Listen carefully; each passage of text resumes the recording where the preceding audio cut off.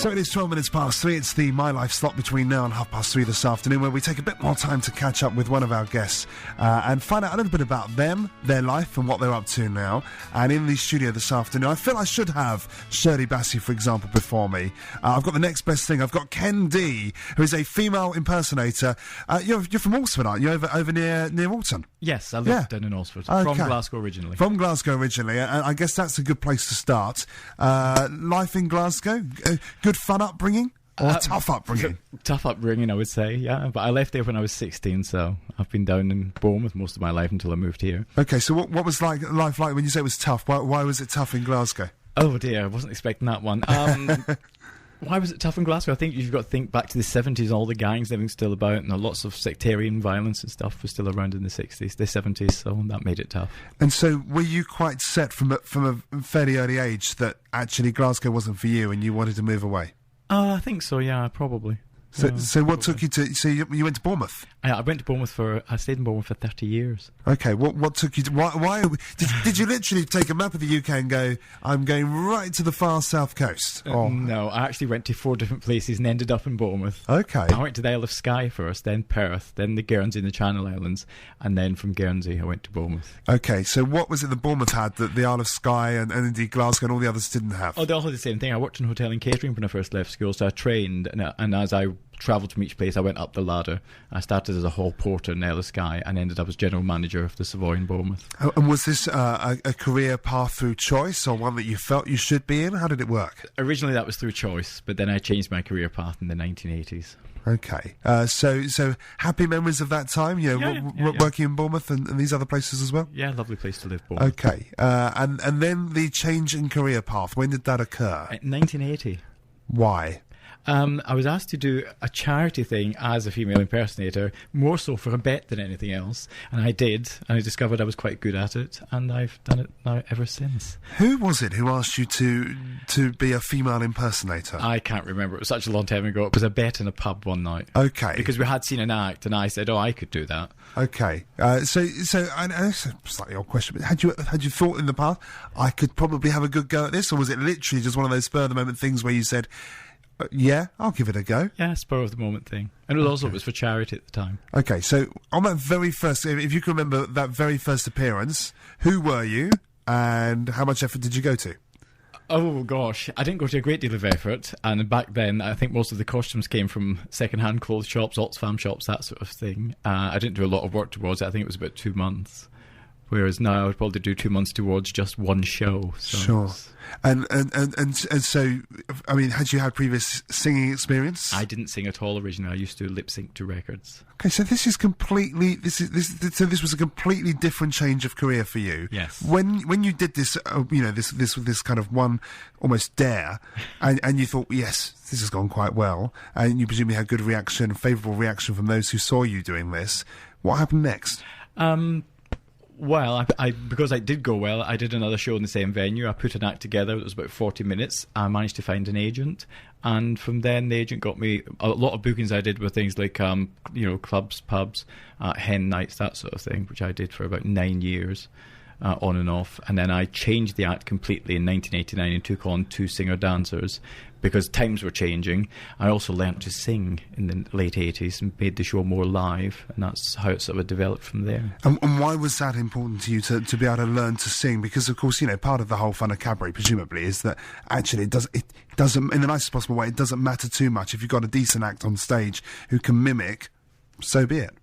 Well, that's what I thought at the time, and actually, I suppose if you think back to how drag was the 50s, 60s, 70s, other than Daniel LaRue who was live, a lot of it was lip sync, and I think sort of in the 80s, entertainment was changed because of television and everything, and people thought it was just a bit simplistic to mime to a record because they sort of said you had no talent if you were just constantly miming to everything. But I still feel even now that mime acts do work very well if they've got a good gimmick. And how much training did you go through then? Because you took this pretty seriously, didn't you?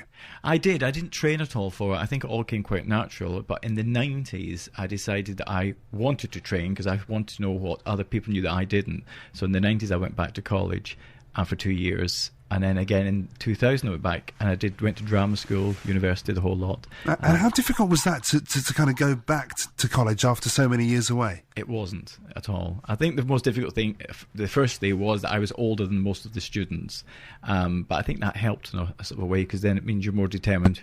Oh, I think that's true. I mean, certainly when I was at university, there would be the swats, if you want to call them that, in the front row, who were all probably about 20 years older than me, who took it incredibly seriously. But actually, they probably had the best grades of all, because, as you say, you were back there, I guess, because you actually wanted to be, rather than almost feeling either obliged to be or because you were being told to study. Yeah, that certainly makes a difference. So, okay, and what has that meant to you overall, kind of being able to learn to sing as well as being able to perform on stage? What difference has that made to you? Well, it gives you more options. The more doors can open to you, the more, especially in this business, the more you can do, the more chance you've got of getting work. So I've trained in all aspects of theatre, singing, dancing, and classical acting as well. Okay, the parts that you've taken on, have you had a good agent? Have you been in the right place at the right time? Both, I suppose. I had an agent for Cabaret originally, but since about 1990, I've done all my work myself. I get all my own work, or through friends, etc. I don't have an agent for TV or film. Obviously, I did extra work for 10 years. I did Casualty and all that sort of stuff for 10 years. That was done through an agent. But most of the work I do now, I get myself. So again, the likes of Casualty, was this literally all in drag yet again? No. This was just straight acting as Ken Dee rather than anything else. Yeah. Ken, I mean, you talked right at the start about your early years in Glasgow and so on. What did your family make when you decided to go down the route of a female impersonator? Well, did you meet hostility? Did you have an understanding family? I had an understanding family. I've never had any hostility from my family, so yeah, it's been good. It's not the everyday career path that people go down? No. And actually, funny enough, more recently, I mean, obviously because I don't live at home, people probably didn't know, but I did the Edinburgh Festival this year, and one of the news agencies that you send your story to was a local paper from where I come from, and they printed a middle page spread. So those that didn't know found out. Certainly found out after that. Okay, fantastic. I'm looking here at your website. Have you been on The Weakest Link? Yes, just recently, actually, earlier on this year. How did you get on? I got down to the final, but sadly didn't win. Well, the final was fantastic, isn't it? Yes. I mean, that must have been a fairly nerve-wracking experience. It was okay. What made you sign up for that? I didn't. My friend Josie put me up for it, as usual. Excellent. So you've got good friends in that respect. Yeah. Okay, tell us about what's coming up at the Princess Hall in Aldershot. Big night. Yes, I got involved with the Frimley Park Breast Care Unit through Josie and a friend of hers, Heather Aitchison. We decided I would help them raise some money for charity, which I have done over the last sort of a few months. But we decided we'd try a theatre, because obviously 600 people putting bums on seats and paying money would make a lot more money for the charity. And to make the show more suitable for theatre, we decided I've gone back a bit and started getting people to work with me. So the chap that's working with me is a guy called Mark Valentine, who initially started with me in 1989. He was with me for over 10 years. He's coming back as the main character in the show with me, and we're taking on some singers and dancers to sort of fill the stage. And it's a whole production called Musicals, Dance and Divas. Okay, we will give out the details of how people can get tickets for that in a few moments' time. So when you're being your different characters, I mean, do you tend to have certain numbers that you will do each time? I mean, you also mentioned that you more recently you've been Lady Gaga as well, so are you always looking at ways to reinvent the act and maybe take on new personas as well? I do. I'm quite lucky, because over the years, if you do small venues and don't go back too often, you don't have to change the show too often, but you do have to keep up with modern times. And of course, Lady Gaga is more of a modern. And also, I think with characters like her, there's a lot to impersonate, because she's quite comical already, so it's easy to send her up. I don't do tributes really as such. I do tend to send people up a lot rather than do tributes to them. Okay, so, and again, because I've never seen one of your acts, so do you, obviously you sing and perform and so on, do you do the bits in between? Do you try to be the character of Shirley Bassey by speaking between the numbers, that kind of thing? Not at all, no. Not at all. It's all performance numbers. Okay. People ever surprised by what they get to see? I mean, do you get audience reaction? quite a lot of the time I get some reaction. I do one number in the show which is based on a character from the Folie Bergère where I am actually completely naked, but nothing is seen, so that gets a few reactions. Okay, all right, okay. So people will enjoy an evening in Always Shop. They won't be completely shocked by the evening. No, not completely. Okay, and also I'm reading here that you work as a full-time drama coach and teacher. So yes. so education's a big part of your life as well. Well, I did. I taught at Farnborough College for 4 years. I gave up about 2 years ago, and since then I've been doing private tuition, etc., and also working on new shows. And what does that give you? What is it about educating other people to follow in your footsteps, so to speak? I think it's a case of passing on your experience. I mean, and for the last 30 years, all I've done has been in this industry, whether it be TV acting or performing in cabaret. So you get to pass that experience on. Yeah, I spoke to Louise Jameson, the actress who was in likes of Bergerac and Doctor Who and so on, and she runs her own school in this respect. I think it's over in Tunbridge Wells, and talking to her, she gets a buzz out of being able to pass on her experiences, and I guess there's no better thing than being taught by somebody who's actually been there and worn the T-shirt. Have you come across in your time, maybe at Farnborough College or anywhere else, budding female impersonators? No, I've come across lots of people with talent, but not female impersonators. In fact, I've got one of the young ladies from Farnborough coming to do the show with us.